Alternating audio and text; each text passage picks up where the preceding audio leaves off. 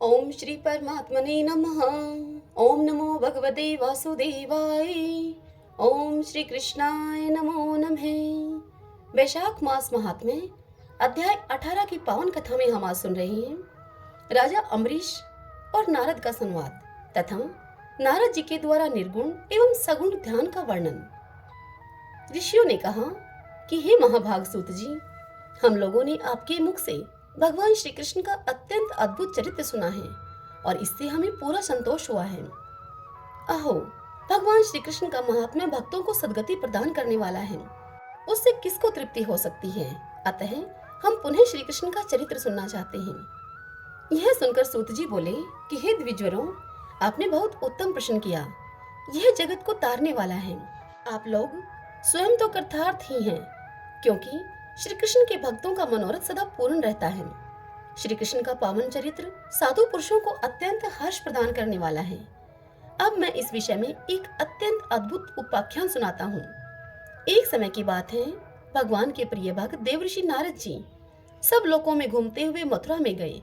वहां वह राजा अम्बरीश से मिले, जिनका चित्त भगवान श्री कृष्ण की आराधना में लगा हुआ था। मुनि श्रेष्ठ नारद के पधारने पर साधु राजा अम्बरीश ने उनका सत्कार किया और प्रसन्नचित होकर श्रद्धा के साथ आप लोगों की ही भांति प्रश्न किया। राजा अम्बरीश नारद जी से बोले कि हे मुनि, वेदों के वक्ता विद्वान पुरुष जिन्हें परम ब्रह्मा कहते हैं, वे स्वयं भगवान कमलनयन नारायण ही हैं, जो सबसे परे हैं, जिनकी कोई मूर्ति न होने पर भी जो मूर्तिमान स्वरूप धारण करते हैं, जो सबके ईश्वर व्यक्त और अव्यक्त स्वरूप हैं, सनातन हैं, समस्त भूत जिनके स्वरूप हैं, जिनका चित्त के द्वारा चिंतन नहीं किया जा सकता। ऐसे भगवान श्री हरि का ध्यान किस प्रकार हो सकता है, जिनमें यह सारा विश्व ओतप्रोत है, जो अव्यक्त एक पर और परमात्मा के नाम से प्रसिद्ध हैं, जिनसे इस जगत का जन्म पालन और संहार होता है, जिन्होंने ब्रह्मा जी को उत्पन्न करके उन्हें अपने ही भीतर स्थित वेदों का ज्ञान दिया, जो समस्त पुरुषार्थों को देने वाले हैं, योगी जनों को भी जिनके तत्व की बड़ी कठिनाई से बोध होता है। उनकी आराधना कैसे की जा सकती है, कृपया यह बात बताइए। जिसने श्री गोविंद की आराधना नहीं की, वह निर्भय पद को नहीं प्राप्त कर सकता। इतना ही नहीं, उसे तप यज्ञ और दान का भी उत्तम फल नहीं मिलता। जिसने श्री गोविंद के चरणारविंदों का रसवादन नहीं किया, उसे मनवांछित फल की प्राप्ति कैसे हो सकती है। भगवान की आराधना समस्त पापों को दूर करने वाली है। उसे छोड़कर मैं मनुष्यों के लिए दूसरा कोई प्रायश्चित नहीं देखता। जिनके भूभ्रंग मात्र से समस्त सिद्धियों की प्राप्ति सुनी जाती है, उन कलेशहारी केशव की आराधना कैसे होती है। स्त्रियां भी किस प्रकार से उनकी उपासना कर सकती हैं। ये सब बातें संसार की भलाई के लिए आप मुझे बतलाइए। भगवान भक्ति के प्रेमी हैं, सब लोग उनकी आराधना किस प्रकार से कर सकते हैं। हे नारद जी, आप वैष्णव हैं, भगवान के प्रिय भक्त हैं, परमार्थ तत्व के ज्ञाता और ब्रह्मवेताओं में श्रेष्ठ हैं। इसलिए मैं आपसे यह बात पूछता हूँ। भगवान श्री कृष्ण के विषय में किया हुआ यह प्रश्न वक्ता, श्रोता और प्रश्नकर्ता इन तीनों पुरुषों को पवित्र करता है, ठीक उसी तरह जैसे कि उनके चरणों का जल श्री गंगा जल के रूप में प्रवाहित होकर तीनों लोगों को पावन बनाता है। देहधारियों का यह देह क्षणभंगुर है, इसमें मनुष्य शरीर का मिलना बड़ा दुर्लभ है। उसमें भी भगवान के प्रेमी भक्तों का दर्शन तो मैं और भी अधिक दुर्लभ समझता हूँ। इस संसार में यदि क्षणभंगुर के लिए भी सत्संग मिल जाए, तो वह मनुष्यों के लिए निधि का काम देता है, क्योंकि उससे चारों पुरुषार्थों प्राप्त हो जाते हैं। हे भगवान, आपकी यह यात्रा संपूर्ण प्राणियों का मंगल करने के लिए होती है। जैसे माता पिता का प्रत्येक विधान बालकों के हित के लिए ही होता है, ठीक उसी प्रकार भगवान के पथ पर चलने वाले संत महात्माओं की हर एक क्रिया जगत के जीवों का कल्याण करने के लिए ही होती है। देवताओं का चरित्र प्राणियों के लिए भी कभी दुख का कारण होता है और कभी सुख का, किंतु आप जैसे भगवत प्राण साधु पुरुषों का प्रत्येक कार्य जीवों के सुख का ही साधक होता है। जो देवताओं की जैसी सेवा करते हैं, देवता भी उन्हें उसी प्रकार सुख पहुंचाने की चेष्टा करते हैं। जैसे छाया सदा शरीर के साथ ही रहती है, उसी प्रकार देवता भी कर्मों के साथ रहते हैं। जैसा कर्म होता है, वैसी ही सहायता उनसे प्राप्त होती है, किंतु साधु पुरुष स्वभाव से ही तीनों पर दया करने वाले होते हैं। इसलिए हे भगवान, मुझे वैष्णव धर्मों का आप उपदेश कीजिए। जिससे कि वेदों के स्वाध्याय का फल प्राप्त होता है। यह सुनकर नारद जी ने कहा कि हे राजन, तुमने बहुत उत्तम प्रश्न किया है। तुम भगवान श्री विष्णु के भक्त हो और एकमात्र श्री लक्ष्मीपति का सेवन ही परम धर्म है। इस बात को जानते हो, जिन विष्णु की आराधना करने पर समस्त विश्व की आराधना हो जाती है तथा जिन सर्वदेवमय श्री हरि के संतुष्ट होने पर सारा जगत संतुष्ट हो जाता है, जिनके स्मरण मात्र से महापातकों की सेना तत्काल थर्रा उठती है, वे भगवान श्री नारायण ही सेवन करने के योग्य हैं। हे राजन, सब और मृत्यु से घिरा हुआ कौन ऐसा मनुष्य होगा जो अपनी इंद्रियों के सकुशल रहते हुए श्री मुकुंद के चरणारविंदों का सेवन न करे। भगवान तो ऋषियों और देवताओं के भी आराध्य देव हैं। भगवान के नाम और लीलाओं का श्रवण, उनका निरंतर पाठ, श्री हरि के स्वरूप का ध्यान, उनका आदर तथा उनकी भक्ति का अनुमोदन, ये सब मनुष्यों को तत्काल पवित्र कर देते हैं। हे वीर, भगवान उत्तम धर्म स्वरूप हैं। वे विश्वद्रोहियों को भी पावन बना देते हैं।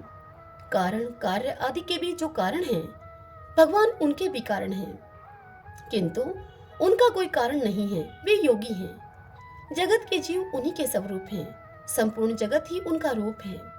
श्री हरि अणु, बृहत, कृश, स्थूल, निर्गुण, गुणवान, महान, अजन्मा तथा जन्म मृत्यु से परे हैं। उनका सदा ही ध्यान करना चाहिए। सत्पुरुषों के संग से कीर्तन करने योग्य भगवान श्री कृष्ण की निर्मल कथाएं सुनने को मिलती हैं, जो आत्मा, मन और कानों को अत्यंत सरस एवं मधुर जान पड़ती है।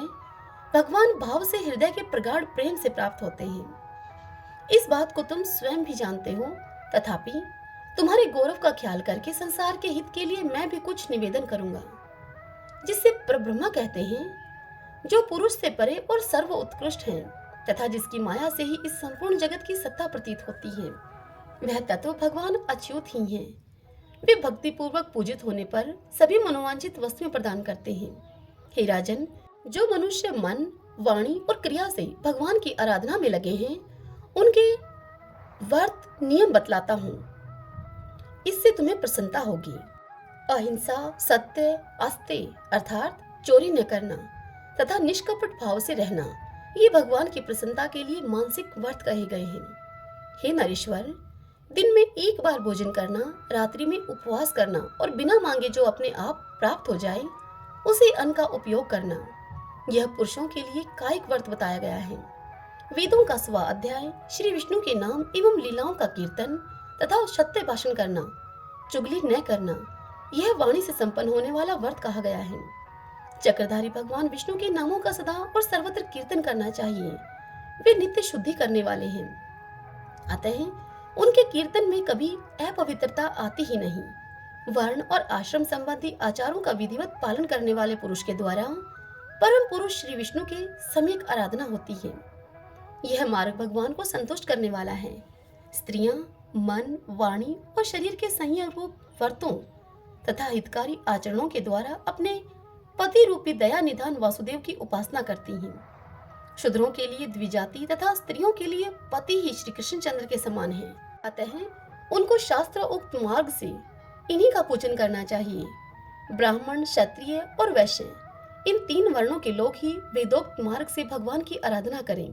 स्त्री और शूद्र आदि केवल नाम जप या नाम कीर्तन के द्वारा ही भगवत आराधना के अधिकारी हैं। भगवान लक्ष्मीपति केवल पूजन, यजन और व्रतों से ही संतुष्ट नहीं होते, वे भक्ति चाहते हैं, क्योंकि उन्हें भक्ति प्रिय कहा गया है। पतिव्रता स्त्रियों का तो पति ही देवता है। उन्हें पति में ही श्री विष्णु के समान भक्ति रखनी चाहिए तथा मन, वाणी, शरीर और क्रियाओं के द्वारा पति का ही पूजन करना चाहिए। अपने पति का प्रिय करने में लगी हुई स्त्रियों के लिए पति सेवा ही विष्णु की उत्तम आराधना है। यह सनातन श्रुति का आदेश है। विद्वान पुरुष अग्नि में हविष्य के द्वारा, जल में पुष्पों के द्वारा, हृदय में ध्यान के द्वारा और सूर्यमंडल में जप के द्वारा प्रतिदिन श्री हरि की पूजा करते हैं। अहिंसा पहला, इंद्रिय संयम दूसरा, जीवों पर दया करना तीसरा, चौथा क्षमा करना, पांचवा शम, छठा दम और सातवां है ध्यान और आठवां पुष्प है। इन पुष्पों के द्वारा श्री कृष्ण संतुष्ट होते हैं। हे नृपश्रेष्ठ, अन्य पुष्प तो पूजा के बाह्य अंग हैं, भगवान उपयुक्त पुष्पों से ही प्रसन्न होते हैं क्योंकि वे भक्ति के प्रेमी हैं। जल वरुण देवता का प्रिय अर्थात पुष्प है, घी, दूध और दही। चंद्रमा के पुष्प हैं, अन्न आदि प्रजापति के। धूप, दीप, अग्नि और फल पुष्प आदि वनस्पति का पुष्प है। कुश, मूल आदि पृथ्वी का। गंध और चंदन वायु का तथा श्रद्धा विष्णु का पुष्प है। बाजा विष्णुपद अर्थात विष्णु प्राप्ति का साधन माना गया है। इन 8 पुष्पों से पूजित होने पर भगवान विष्णु तत्काल प्रसन्न होते हैं। सूर्य, अग्नि, ब्राह्मण, गौ, वैष्णव, हृदय आकाश, वायु, जल, पृथ्वी, आत्मा और संपूर्ण प्राणी ये भगवान की पूजा के स्थान हैं। सूर्य में त्रिविद्या अर्थात ऋक, यजु और साम, इनके द्वारा और अग्नि में हविष्य की आहुति के द्वारा भगवान की पूजा करनी चाहिए।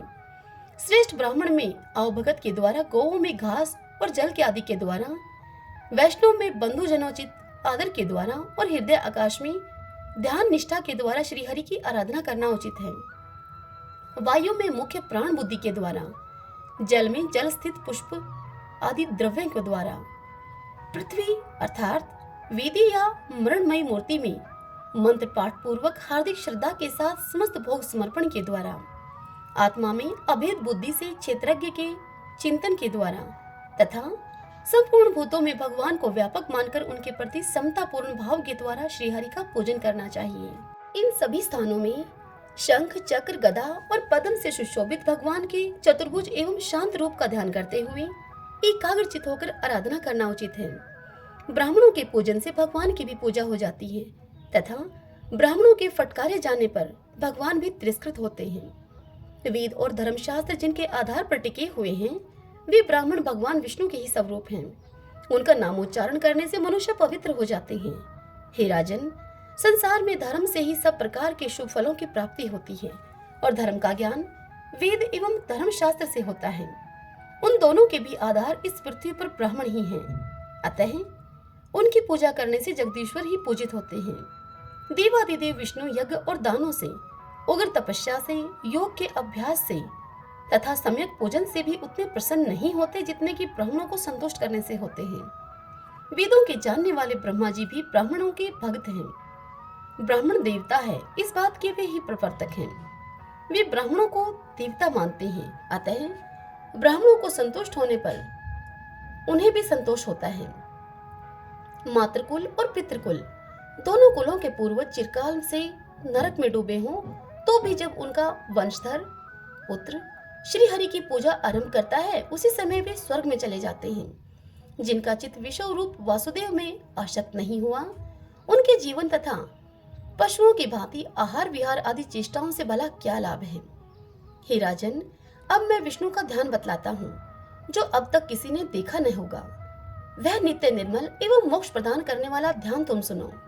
हरि ओम तत्सत। आज की यह कथा यहीं समाप्त हुई। इससे आगे की कथा हम कल अगले अध्याय में सुनेंगे। अब आज के वैशाख स्नान की कहानी सुनते हैं। एक राजा था। वह वैशाख मास में प्रतिदिन ब्रह्मा मुहूर्त में उठकर गंगा जी में स्नान किया करता था।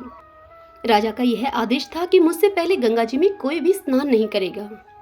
राजा जब गंगा जी में स्नान करने के लिए जाते तो उन्हें प्रतिदिन शांत जल के स्थान पर हिलता हुआ जल अर्थात हलचल युक्त जल दिखाई देता था।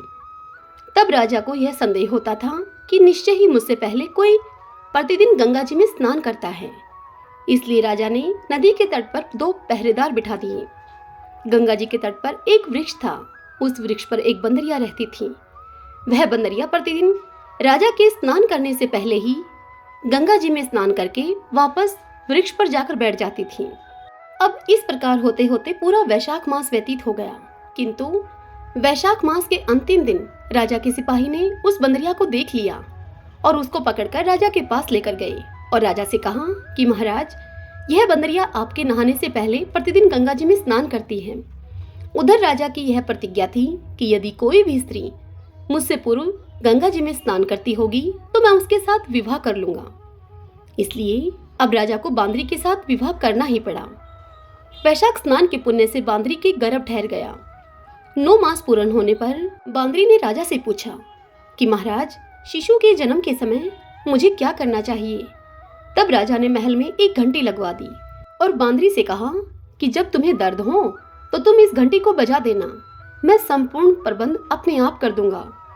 राजा की अन्य रानियां भी थीं, उनकी कोई भी संतान नहीं थी। बांदरी को गर्भ है यह समाचार जानकर अन्य रानियां मन ही मन उस बांदरी से अब ईर्ष्या करने लगी और भावी संतान का नाश करने के लिए विभिन्न योजनाएं बनाने लगी। घंटी लगी देखकर एक रानी ने बांदरी से इस घंटी का कारण पूछा। तब बांदरी ने संपूर्ण वृत्तांत उसको बता दिया। रानी ने उसे बहकाया और उससे कहा कि शिशु जन्म से पहले इस घंटी को एक बार बजा कर तो देख ले, राजा जी आते हैं या नहीं। बांदरी ने घंटी बजाई। तब राजा दौड़े दौड़े महल में आए और घंटी बजाने का बांदरी से कारण पूछा।